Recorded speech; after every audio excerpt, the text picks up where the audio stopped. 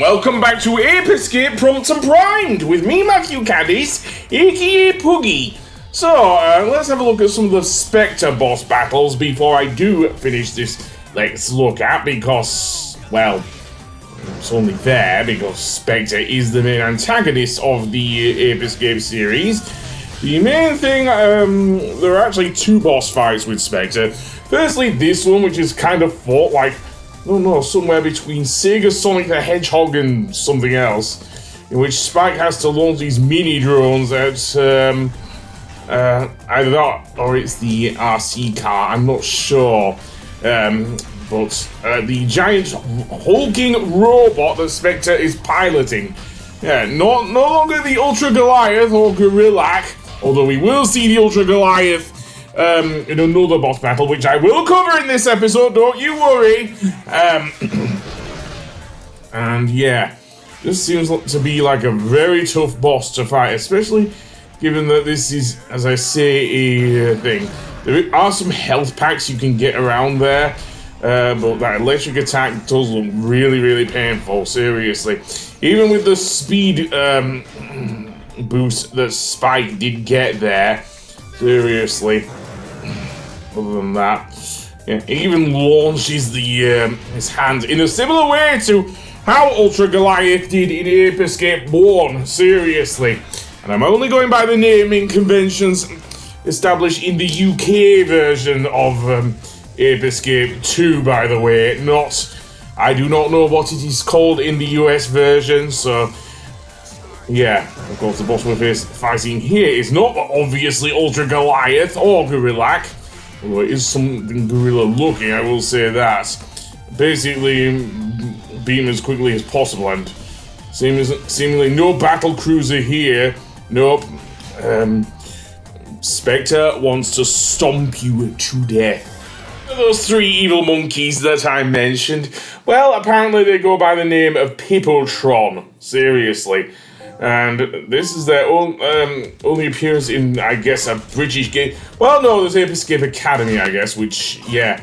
Apparently they're all one unit, so, yeah, and you fight them in an area not too dissimilar from Kingdom Hearts Recoded on the Nintendo DS. Seriously, in which they try and get at you. If anything, it also reminds me of the Genie Jafar boss fight. The only difference is you don't have to jump up and try and fight Iago to do so. But, yeah, other than that, yeah, there's really weird. Apparently the three Pipotrons act as one, and start sending energy blasts when they start attacking you. Again, easily avoided, seemingly using the propeller. So, yay. But seemingly falling off does damage Spike, as I mentioned in the previous video game, and hey, welcome back to the dash shield.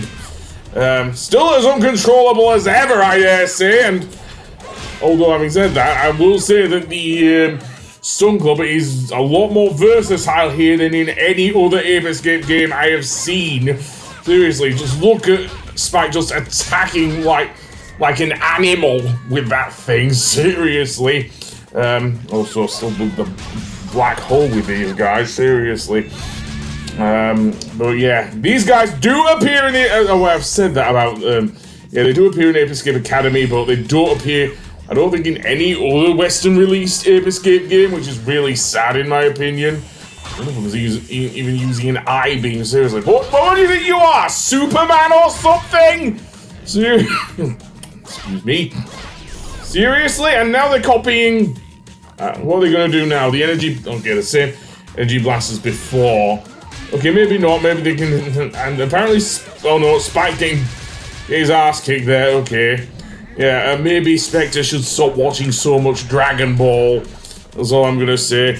So many Kamehameha Hadoukens can really hurt a person, you know. Another type of gameplay that I did not cover is the tank gameplay. Yep, that thing's back, and it just looks as unwieldy as ever. At least this time you get a targeting marker. How that would work with either of the analog sticks, if indeed it does, I do not know.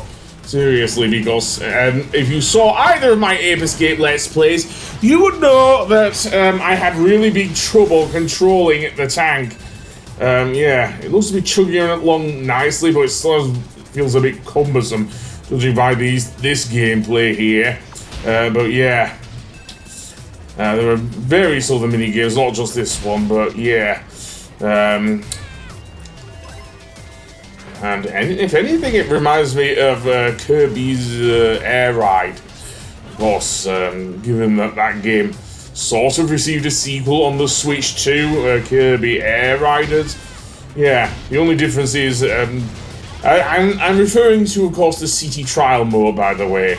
Although it is satisfying to see the tank just decimate opponents, as was the case. You even get a speed boost for it, which is kind of needed with this thing, seriously. Given how unwieldy it was in the platformers, I wouldn't be surprised. And yes, it does return in Ape Escape 2, by the way. Ape Escape 3, sorry. So yeah, although it does kind of judder a bit when you're celebrating with Spike here. So returning in-game is our old nemesis, the rowing boat. Oh yes, and I'm guessing this is going to be just as painful as before. Why the Pipotrons and whatnot get a thing and Spike only gets a rowing boat, I don't know. But I will say this, it does seem to be controlling a bit better at least. Or maybe not. No, you still have to use both things. I thought it did. I thought it was just left and right, but no, you actually have to control your oars as well. And yeah, I probably would not have liked this racing game, to be honest. Yeah, you can even turn invisible. That's weird. Just like with the Boo power-up from Mario Kart, it seems. Yeah, seriously. Strangely enough, things get a lot darker through the game. Which you may have seen with the thing, but never mind. Seriously, this is going to be one weird game. And to be honest, I'm not sure if I've said enough of that. But yeah, there are various speed-ups, etc. Beware of the mines, yada yada yada. And seemingly there are various power-ups to get. I already saw the thing, so what was that? I don't know. Maybe that were a bomb or something? I don't know. You certainly get projectiles, which rain down. You kind of saw it with the minigame, dare I even say it? The annoying propeller minigame? Seriously? But yeah, that's basically that mode at least. And, oh boy, I don't think Spike likes using the rowing boat either. Oh my god. We do actually get to see GRRRROOAN, believe it or not. Or maybe it's Ultra Goliath, I'm not sure. But yeah, in the and this actually takes place before that other Specter fight.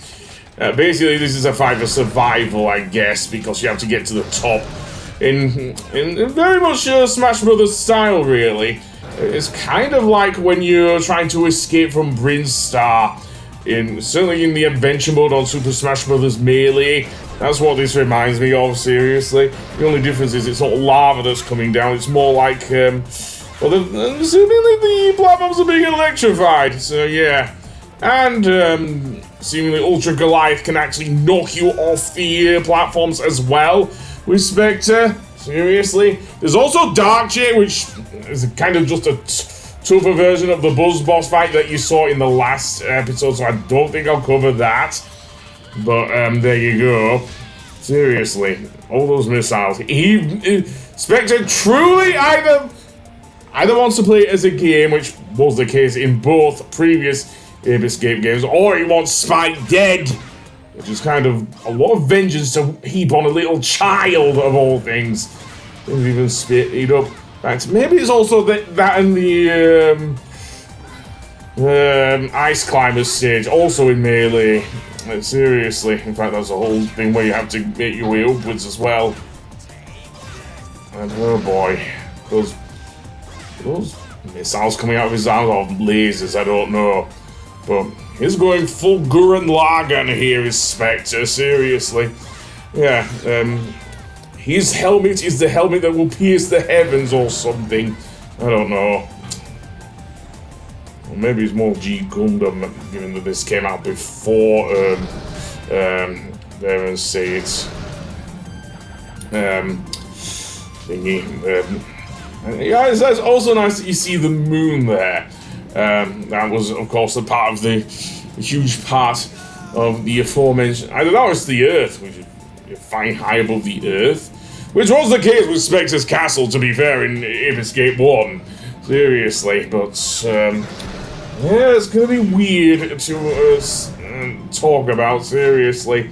But never mind, we'll continue on. Serious, I'm saying that quite a bit. But this will be the last bit I will do on Ape Escape Pumped and Primed. Before I think I'll move on to Ape Escape 3 if I don't finish recording Ape Academy next, which I do want to do because surprisingly I'm actually enjoying recording Ape Academy on my PS5, so yeah.